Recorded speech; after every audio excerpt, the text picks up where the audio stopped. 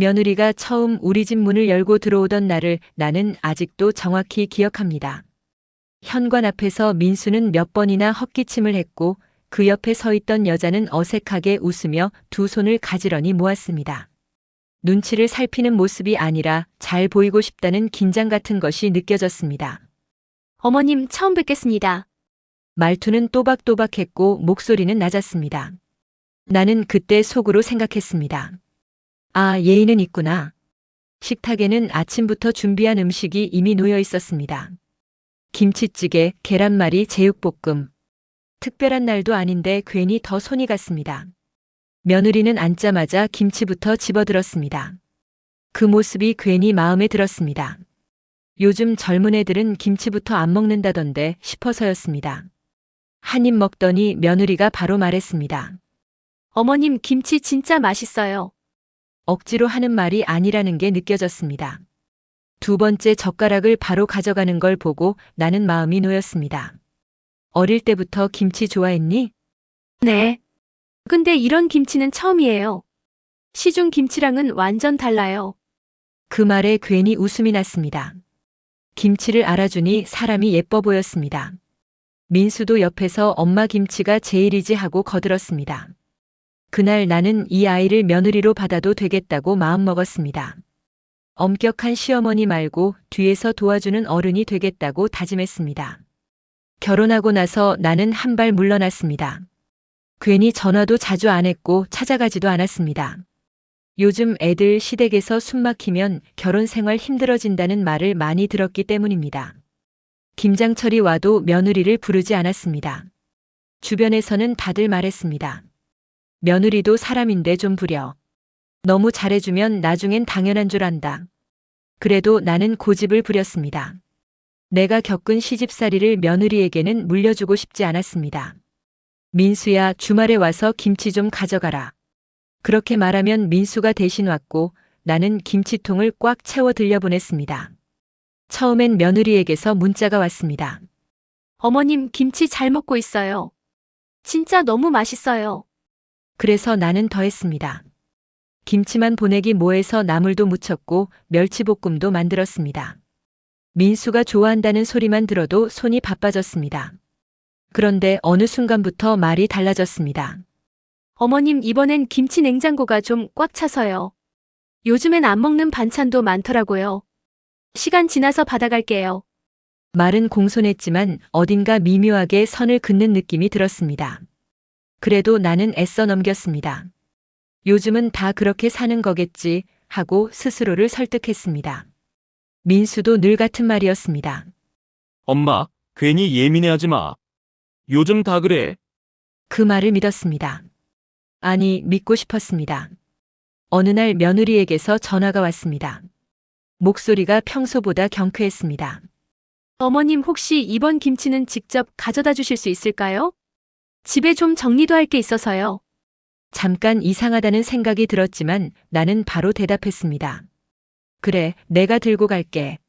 그날 아침부터 나는 다시 부엌에 섰습니다. 김치통을 닫고 새로 담근 김치를 꽉 채웠습니다. 전날 만든 반찬들도 다시 꺼냈습니다. 상하지 않았는지 하나하나 확인했습니다. 손에 들고 나니 무게가 제법 나갔습니다. 며느리네 아파트에 도착했을 때 집은 잠겨 있지 않았습니다. 혹시나 싶어 문을 열고 안으로 들어갔습니다. 그때였습니다. 분리수거장 앞에 쌓인 쓰레기 봉투들이 눈에 들어온 게 처음엔 그냥 생활 쓰레기라고 생각했습니다. 그런데 봉투 옆에 낯익은 통 하나가 보였습니다. 내가 보낸 김치통이었습니다. 뚜껑이 반쯤 열려 있었고 안에는 손도 대지 않은 김치가 그대로 있었습니다.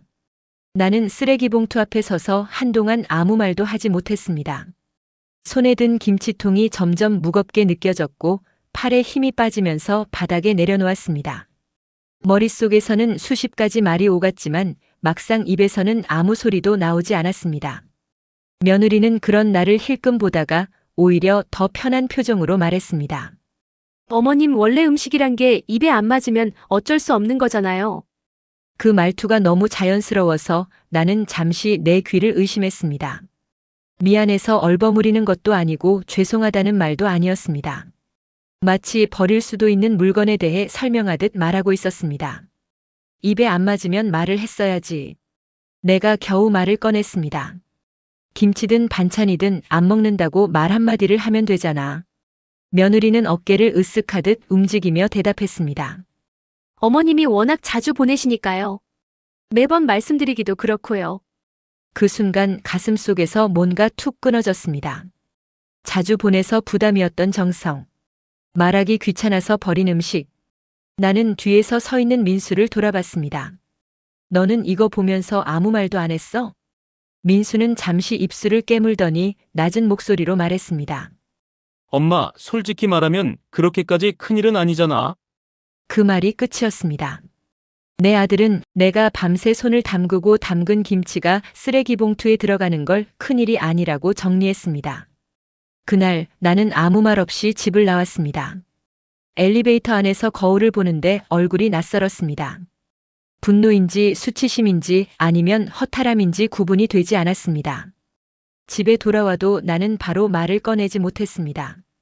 남편은 거실에서 텔레비전을 보고 있었고 나는 부엌에 앉아 한참을 물컵만 만지작거렸습니다. 여보, 무슨 일 있어? 그 질문에 그제야 눈물이 났습니다. 울음을 터뜨린 건 아니었지만 목이 꽉 막혀 말이 제대로 나오지 않았습니다. 나는 봉투에서 찍어온 사진들을 남편 앞에 조용히 내려놓았습니다. 이거 민수네 분리수거장에서 나온 거야. 남편은 아무 말 없이 사진을 하나씩 넘겼습니다. 김치통, 반찬통, 썩은 음식들. 사진을 다 본 뒤 남편은 한참을 말하지 않았습니다. 그 침묵이 오히려 무서웠습니다. 다 버린 거야? 남편의 목소리는 낮았지만 분명히 떨리고 있었습니다. 나는 고개를 끄덕였습니다. 민수는 알고 있었고 며느리는 대수롭지 않다는 식이었어. 그 말이 끝나자 남편은 자리에서 벌떡 일어났습니다. 의자를 밀치는 소리가 거실에 크게 울렸습니다. 미쳤구나. 남편은 이를 악물고 거실을 몇 번 오갔습니다. 평소 감정 표현이 많지 않은 사람이었기에 그 모습이 더 낯설었습니다. 내 이것들을 그냥. 남편은 제자리에 멈춰 서서 말했습니다. 이건 음식 문제가 아니야. 사람을 사람으로 안 보는 거야. 그날 밤 남편은 민수에게 전화를 걸었습니다. 나는 옆에서 숨도 제대로 쉬지 못한 채 듣고 있었습니다. 당장 집으로 들어와라. 목소리는 조용했지만 대답을 허용하지 않는 톤이었습니다. 거실 공기는 처음부터 무거웠습니다. 아들 민수와 며느리는 소파 끝에 나란히 앉아 있었고 둘 사이엔 묘하게 간격이 벌어져 있었습니다. 서로 눈을 마주치지 못한 채 마치 같은 팀이 아니라 각자 살아남기 위해 불려온 사람들처럼 보였습니다. 남편은 서 있었습니다. 앉지 않았습니다. 이 대화가 길어질 거라는 걸, 그리고 결론은 이미 정해져 있다는 걸 스스로 알고 있었기 때문입니다. 김치. 남편이 입을 열었습니다. 니들이 왜 버렸는지 오늘 정확히 듣고 싶다. 민수는 먼저 입을 열지 못했습니다. 그러자 며느리가 조심스럽게 말을 꺼냈습니다. 아버님, 진짜로 일부러 그런 건 아니에요. 요즘엔 배달도 잘 돼 있고 솔직히 말하면 집밥을 자주 안 먹다 보니까. 그 말이 절반쯤 나왔을 때 나는 이미 알았습니다. 이 아이는 지금도 자기 입장에서만 말하고 있다는 걸. 남편이 물었습니다. 그래서 며느리는 눈치를 보며 말을 이었습니다. 김치 같은 건 사실 관리도 어렵고 냄새도 나잖아요. 냉장고 열 때마다 부담스럽기도 하고요. 그 순간 민수가 번개처럼 고개를 들었습니다. 야, 그 말은. 그러나 이미 늦었습니다. 남편의 얼굴이 굳었습니다. 아니, 굳었다기보다 식어버렸습니다. 부담. 남편이 낮게 되물었습니다. 내가 받은 게 부담이라는 거지. 며느리는 뒤늦게 뭔가 잘못됐다는 걸 깨달은 얼굴이었지만 입은 이미 멈추지 않았습니다. 제가 말씀드리는 건 그런 뜻이 아니라요. 시대가 좀 바뀌었고 예전 방식이랑은. 그 말이 끝나기도 전에 남편이 소리를 질렀습니다. 조용히 해. 거실이 울렸습니다. 민수는 그대로 고개를 숙였고 며느리는 움찔하며 입을 다물었습니다. 예전 방식? 남편은 천천히 한 단어씩 씹듯 말했습니다. 그 예전 방식으로 너희가 지금 여기 앉아 있는 거다. 그리고 민수를 똑바로 봤습니다. 너는 이 상황에서 뭐 했니? 민수는 작은 소리로 말했습니다. 아버지, 괜히 더 키우지 말자고. 그 말이 끝나는 순간 남편의 분노가 폭발했습니다. 키우지 말자고. 남편은 민수 앞으로 한 발 다가섰습니다. 네 어머니가 그 김치 담글 때 손이 어떻게 되는지 아니? 소금물에 손 담근 채로 몇 시간을 버티면서 한 거다. 그걸 내 아내가 쓰레기 봉투에 쳐넣는데 너는 괜히 키우지 말자고 했다고. 민수의 어깨가 눈에 띄게 떨렸습니다. 너는 남편도 아니고 아들도 아니고 그냥 제일 비겁한 구경꾼이었다. 그 말에 민수의 얼굴이 완전히 무너졌습니다. 울지도 못하고 변명도 못하는 얼굴이었습니다. 그제야 며느리가 울음을 터뜨렸습니다. 아버님 정말 죄송해요. 이렇게까지 될 줄은 몰랐어요. 남편은 냉정하게 되물었습니다. 뭐가 이렇게까지냐? 며느리는 울먹이며 말했습니다. 상속이요, 집이요, 설마 진짜로. 그 순간 방 안의 모든 공기가 얼어붙었습니다. 남편은 헛웃음을 쳤습니다. 아, 이제야 솔직해지는구나. 그리고 단호하게 말했습니다. 그래. 네가 두려운 건 그거지. 사람 마음 상하게 한 게 아니라 내가 얻을 게 없어질까봐. 나는 숨이 막히는 기분이었습니다. 며느리는 그제야 자기가 무슨 말을 했는지 깨달았지만 이미 돌아갈 수 없었습니다. 남편은 마지막으로 선언했습니다. 잘 들어라. 너희는 지금 이 자리에서 부모도 재산도 집도 한 번에 잃었다. 그리고 민수에게 말했습니다. 집 정리해라. 너희 이름으로 된 거 아직 하나도 없다. 기회는 네가 스스로 차버렸다. 민수는 그제야 무너져 울기 시작했습니다. 아버지, 엄마 제발. 그러나 남편은 고개를 돌렸습니다. 울 자격도 네가 스스로 버렸다. 그날 밤 아들 내외는 정말로 아무것도 가진 채 떠나지 못했습니다. 체면도 명분도 심지어 부모 앞에서 할 말조차도. 아들 내외가 집을 나간 뒤 집은 이상할 만큼 조용해졌습니다. 문이 닫히는 소리가 들렸는데도 한동안 그 자리에 아무 소리도 남지 않았습니다. 방금 전까지 오가던 고함과 숨소리, 떨리는 목소리들이 모두 거짓말처럼 사라졌습니다. 나는 소파에 그대로 앉아 있었고 남편은 창가에 서서 한참 동안 방만 보고 있었습니다. 여보, 내가 먼저 말을 꺼냈습니다. 너무 심한 거 아니었을까?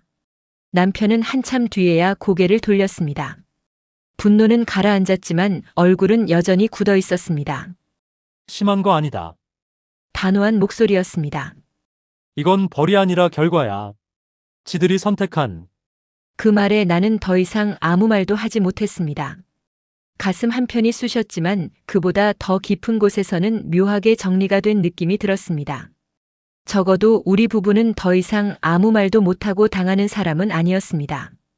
그날 밤은 길었습니다. 잠자리에 들었지만 잠이 오지 않았고 남편도 뒤척이는 소리가 들렸습니다. 그리고 새벽이 조금 넘어 집 전화가 울렸습니다. 남편이 전화를 받았습니다. 수화기 너머로 다급한 목소리가 들려왔습니다. 사돈 어르신이신가요? 저 이 엄마입니다. 며느리의 어머니였습니다. 목소리는 차분한 듯 했지만 안에 분노와 당황이 섞여 있었습니다. 갑자기 이런 연락드려 죄송한데요. 우리 애한테서 얘기를 들었는데 오늘 일이 있었다고 하더군요. 남편은 아무 말 없이 조용히 듣고 있었습니다. 나는 맞은편에 앉아 남편의 표정을 살폈습니다. 놀라거나 흥분한 기색은 전혀 없었습니다. 우리 애 말로는요, 사돈의 목소리가 점점 빨라졌습니다. 김치 좀 안 먹었다는 이유로 너무 심하게 몰아붙이셨다고. 재산 이야기까지 꺼내면서 당장 집에서 나가라고 내쫓으셨다더군요. 그 순간 나는 알았습니다. 며느리는 모든 걸 자기 입장으로만 전해버렸다는 걸. 남편은 잠시 침묵하다가 입을 열었습니다. 사돈. 그 이야기는 절반만 맞고 절반은 빠졌습니다. 전화기 넘어가 조용해졌습니다. 김치를 안 먹은 문제가 아니라 수십 번 받은 음식을 말 한마디 없이 전부 쓰레기 봉투에 버렸고 그걸 우리 부부가 직접 보게 된 게 문제였습니다. 남편은 감정을 섞지 않았습니다. 흥분도 억울함도 없었습니다. 그저 사실만 차분히 나열했습니다. 그 과정에서 민수는 알고도 아무 말 하지 않았고 따님은 부담스럽다, 냄새난다는 표현까지 했습니다. 수화기 너머에서 숨을 들이쉬는 소리가 들렸습니다. 그리고 사돈, 남편은 말을 이었습니다. 우리는 그걸 두고 자식 내외의 인성 문제라고 판단했습니다. 잠시 침묵이 흘렀습니다. 사돈은 한참 뒤에야 말했습니다.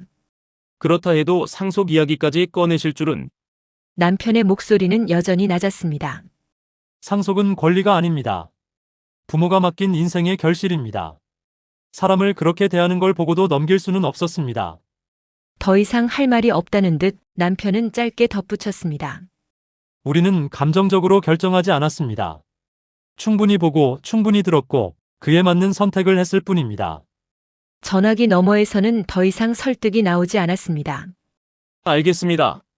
사돈의 목소리는 처음보다 많이 낮아져 있었습니다. 남편은 마지막으로 말했습니다. 이 문제는 우리 부부와 민수의 문제입니다. 더 이상 연락받지 않겠습니다. 그리고 조용히 전화를 끊었습니다.